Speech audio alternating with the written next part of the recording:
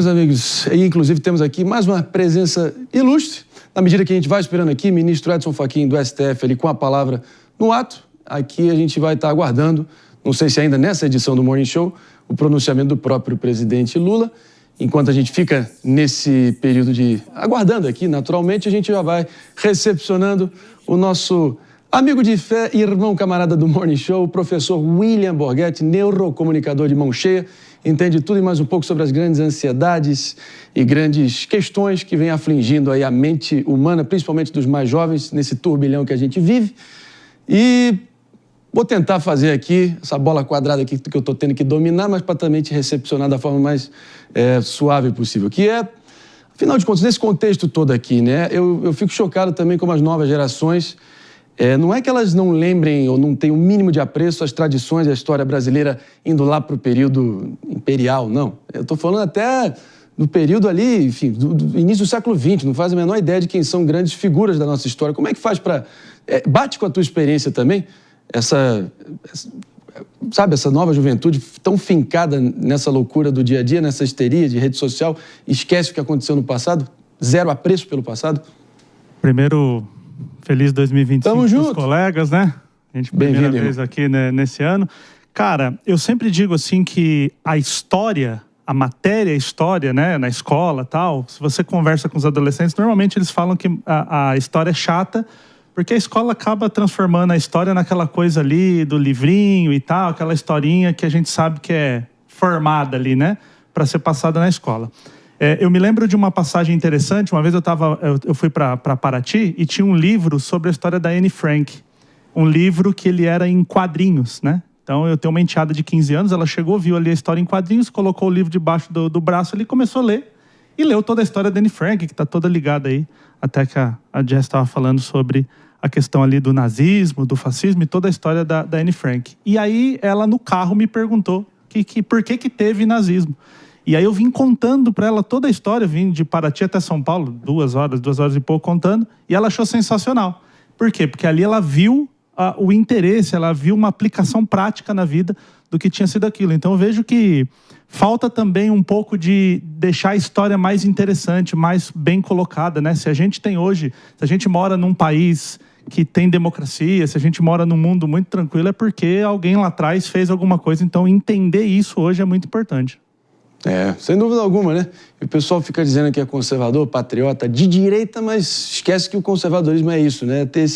É entender que as coisas que realmente valem a pena, que sobreviveram aos testes do tempo por tantos e tantos anos, é muito mais difícil você construir certas instituições do que você só destruir elas a partir dos caprichos pessoais e incendiários de quem só quer ver o mundo pegar fogo, como diria o Coringa do Heath Ledger, não é isso?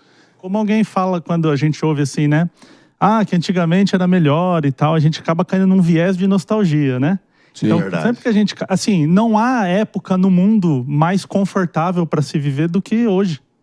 No mundo, na história da humanidade. Né? Eu me lembro, uma vez eu estava fazendo um estudo e a apendicite era chamada de doença dos 7 dias. Uma pessoa com apendicite, ela tinha que esperar 7 dias e morrer. Então, quando a gente cai naquele viés, antigamente era tudo bom, tal, mas aí a gente desconsidera a parte ruim, só pega a parte boa, a gente acaba caindo num viés de nostalgia complicada. O famoso que saudade do meu ex, né? Pois é. Serve até para ex-presidente que sai na sarjeta, sai no atoleiro, aprovação na casa de 30% para baixo. Só que geralmente a história pós-presidência é generosa e acaba reformando a imagem desses ex-representantes na cabeça do grande público.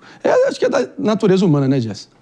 Eu acho que é da natureza humana, mas eu acho que está muito ligado a você ter uma população que conhece a sua própria história, que lê, que acompanha, que pensa por si mesmo. Então tem um conceito, eu sempre falo, do Sapere-Aude, que é lá do Kant, que é do Horácio, mas o Kant usa o que é o iluminismo para falar sobre a habilidade de uma sociedade, do indivíduo, pensar por si mesmo, ter senso crítico nas informações, na tratativa, no que ele acredita. Então chegar no seu próprio ponto de vista mediante o conhecimento de um fato ou de uma explicação. E eu acho que um povo que constrói isso, essa habilidade de se ir atrás da verdade, de ter pensamento crítico, de valorização da história e de encontrar a sua própria história, ele tende a ser muito mais rico com isso. Acho que a Alemanha é um ótimo caso, um exercício que aconteceu, um exercício doloroso, ali no momento em que eles descobriram muita gente não tem a percepção, mas nem todo mundo, ou poucas pessoas sabiam do que acontecia nos campos de concentração.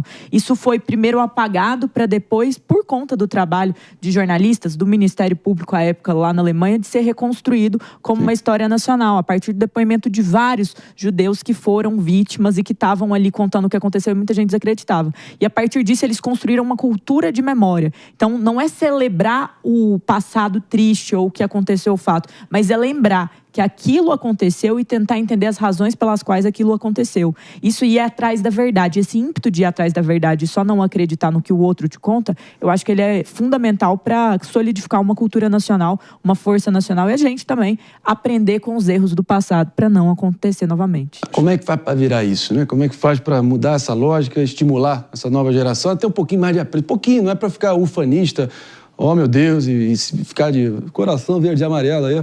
Mas, pô, tem que resgatar o mínimo do que há de melhor numa história maravilhosa nossa que fica ofuscada por tantos golpes e contragolpes e essa instabilidade que é a tônica no Brasil, né? David. O que a Jess falou é fundamental, acho que a pessoa estabeleceu o senso crítico e o que o William também falou é verdade, né? Porque eu tive um professor de história que foi fantástico e acho que com ele também despertou esse meu lado, o professor Lorival, de ter o senso crítico apurado. Porque, por exemplo, a gente está falando do dia 8 de janeiro, eu me lembro muito bem, foi num domingo, eu estava de plantão e aí eu tinha acabado de sair aqui da emissora quando aconteceram os atos. Aí retornei imediatamente até para ajudar, porque geralmente de fim de semana a gente trabalha com time reduzido, e aí as pessoas foram sendo convocadas. E o presidente Lula estava aqui em São Paulo, porque tinha tido uma chuva numa cidade do interior. Agora não vou recordar exatamente a cidade, mas ele estava falando sobre a questão do que ele iria fazer ali para ajudar aquela população. Foi uma das primeiras atividades que ele teve enquanto presidente, porque as chuvas realmente atingiram diferentes cidades do estado de São Paulo e ele viu toda aquela situação, então, ocorrendo em Brasília. A primeira coletiva dele, inclusive, foi numa sede aqui de uma prefeitura do interior de São Paulo, e depois ele retornou para Brasília para ver o que sobrou daquela história. Mas hoje em dia, a história ela é muito bem contada em relação à riqueza de detalhes, porque a gente tem câmeras de monitoramento, tem uma série de questões da tecnologia que ajudam a contar a história. Então, assim, a pessoa também pode ter um senso crítico ainda mais apurado, porque antigamente a gente só ficava baseado no que o outro contou, né? No que o outro relatou. E hoje a gente tem as imagens, tem todo um contexto diferente em relação a essas narrativas que muitas vezes são geradas, né, professor? E lembrando, a gente já falou isso em vários programas aqui, né? O exemplo.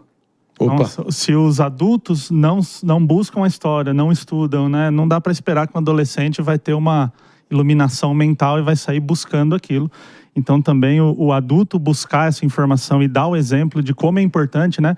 Tem um historiador que eu gosto muito, que é o Eduardo Bueno, que ele fala muito assim: povo que não conhece a sua história está fadado a repeti-la. Sim. Então se a gente não também conhece não dá o Peninha. exemplo, Peninha está citando alguém. Eu acho que quem é Francis Fukuyama, Jorge Santayama, é um desses historiadores famosos, mas essa frase não é do Peninha, não. Então citada pelo Peninha.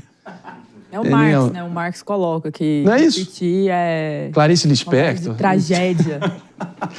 Essa frase aí é clássica, mas é o Marx mesmo. Mas ela é importantíssima, importantíssima. Pessoal, ouve de novo então no melhor estilo jornalismo Jovem Pan, professor William Borghetti. Repita. Muito bom. A frase.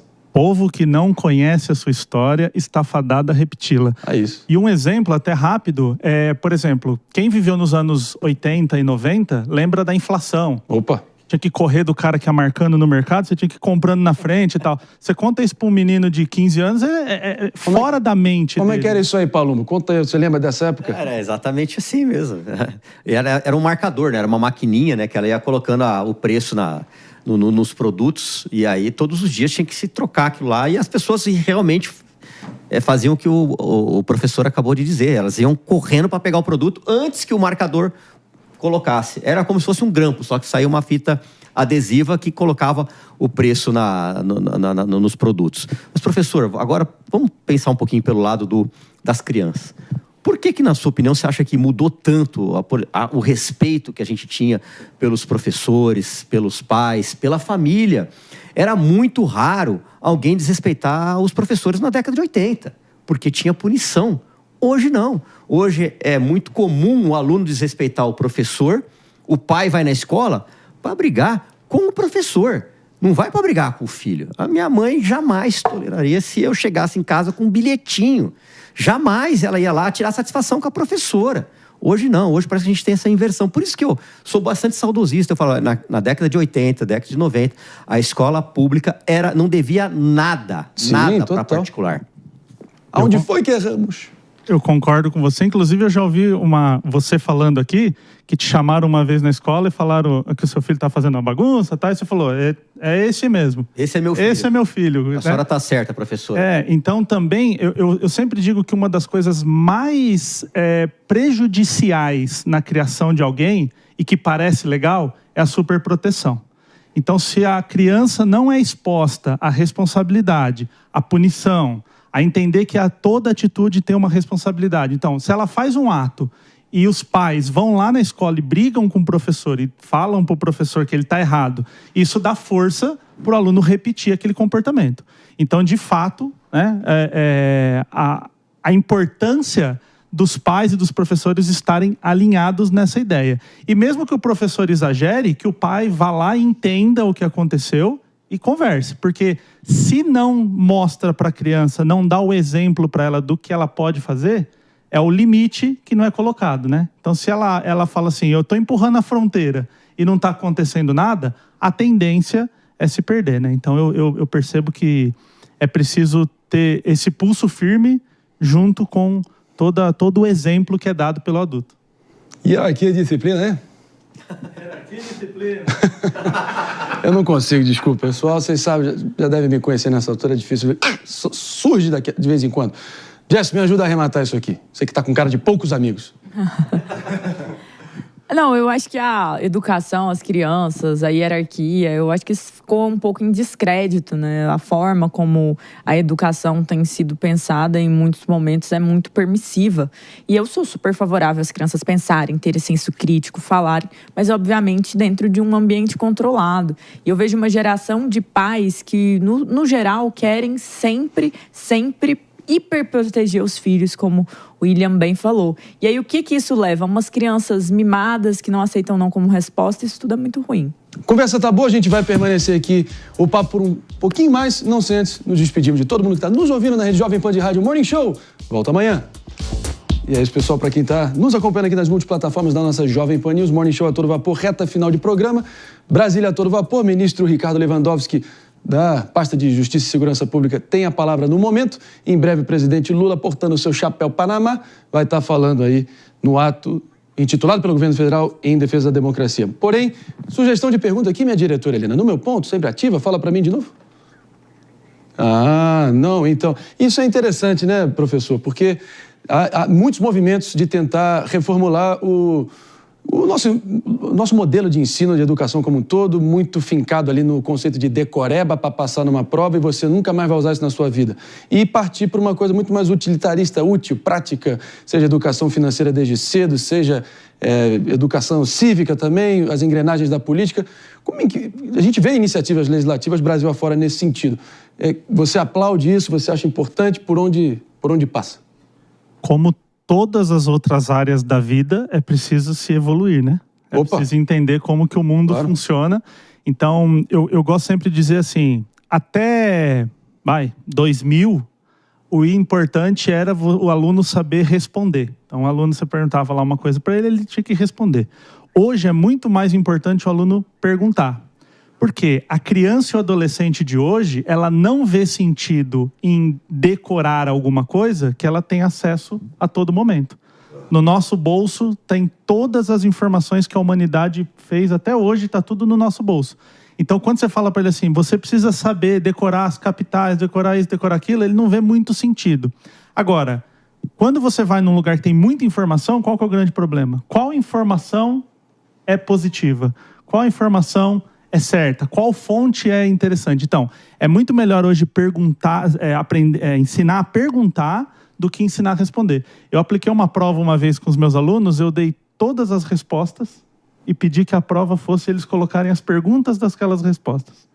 Então, como é que você formula uma pergunta? Então, a própria inteligência artificial, você fala, faz um cachorro, ela vai fazer de qualquer jeito. Então, quanto mais informação, melhor. Quanto melhor a pergunta, melhor a resposta. Perspectiva importante. Teve até pesquisa aí que disse recentemente, ali em dezembro do ano passado, metade dos alunos brasileiros de 9 anos não sabe resolver tabuada e contas como 109 mais 212, por exemplo.